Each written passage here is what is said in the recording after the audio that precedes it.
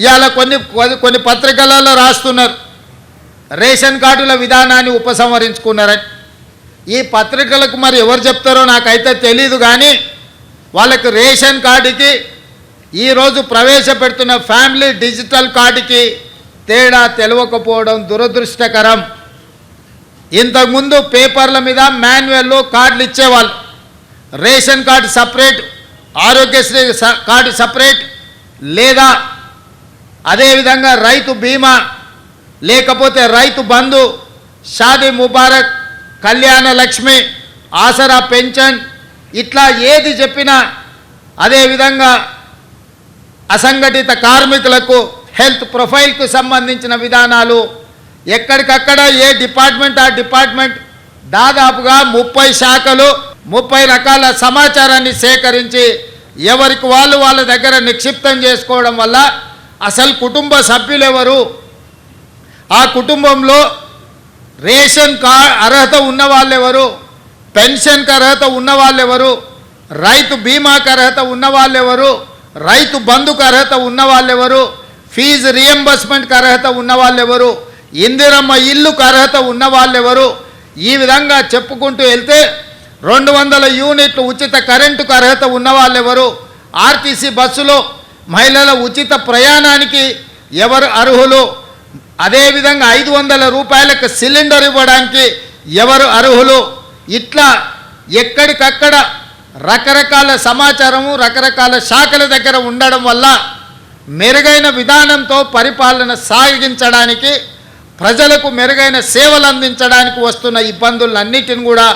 రాష్ట్ర ప్రభుత్వం ఒక అంచనాకు వచ్చింది. అందుకే ఈరోజు రాష్ట్ర ప్రభుత్వం 30 శాఖల దగ్గర ఉన్న సమాచారాన్ని అంతా ఒక్క ఫ్యామిలీ డిజిటల్ కార్డుకి ఒక్క క్లిక్, ఎట్లయితే ఆధార్ను ఆ రోజు మన్మోహన్ సింగ్ గారు ప్రవేశపెట్టడంతో ప్రతి మనిషికి దేశంలో గుర్తింపు వచ్చిందో, 137 కోట్ల మందికి ఈరోజు ఆధార్ ఉంది అని అంటే అదే ఆధారమైంది ప్రభుత్వం ఇచ్చే సంక్షేమ పథకాలకు. అట్లాంటి ఆధార్ను ఇంకా మెరుగుపరిచి ఈరోజు ఫ్యామిలీ డిజిటల్ కార్డు రూపంలో ప్రతి కుటుంబానికి అర్హత కలిగిన వాళ్లకు అన్ని సంక్షేమ పథకాలను అందుబాటులోకి తీసుకురావాలని ఒక్క క్లిక్తో సమాచారం అంతా సంక్షిప్తంగా ఉండి ప్రభుత్వ శాఖలలో ఉండే అధికారులకు అందుబాటులో ఉండాలని ఇవాళ ఈ విధానాన్ని ప్రవేశపెట్టినాం. ఈరోజు ఈ family digital card 1 nation 1 ration ఏదైతే ఉన్నదో ఆ విధానంలో భాగంగా 1 స్టేట్ 1 కార్డ్, తెలంగాణ రాష్ట్రంలో ప్రతి కుటుంబానికి ఒక గుర్తింపు కార్డుని ఇవ్వాలి. ఆ గుర్తింపు కార్డులో వాళ్ళకు అందుబాటులోకి తీసుకొచ్చిన సంక్షేమ పథకాలన్నిటిని కూడా డిజిటలైజ్ చేసి కంప్యూటర్లో పొందుపరిచి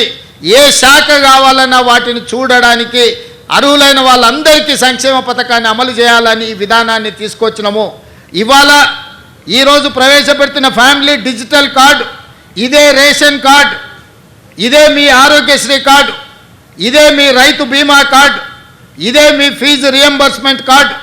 ఇదే మీ ఇందిరమ్మ ఇల్లుకు అర్హత, ఇదే మీకు కళ్యాణ లక్ష్మిని పొందడానికి అర్హత వస్తుంది. ప్రతి సంక్షేమ పథకం 200 యూనిట్లు ఉచిత కరెంటు కావచ్చు,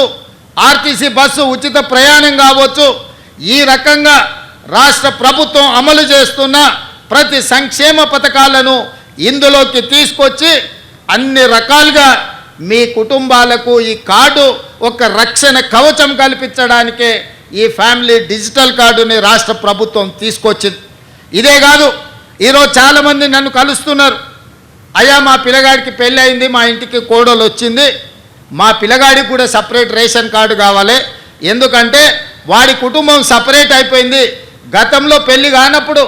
తల్లిదండ్రులుగా మా దగ్గర ఉన్నాడు, ఇప్పుడు మా అబ్బాయికి పెళ్ళయింది, అతనికి కూడా ఒక రేషన్ కార్డు కావాలంటారు. మరి ఏ విధంగా దీన్ని వాళ్ళకి ఇవ్వాలి, ఇచ్చిన సంగతి వాళ్ళకి ఎట్లా తెలవాలి? అదేవిధంగా కొన్ని కుటుంబాలలో వయసు మీద పడిన వాళ్ళు చనిపోతే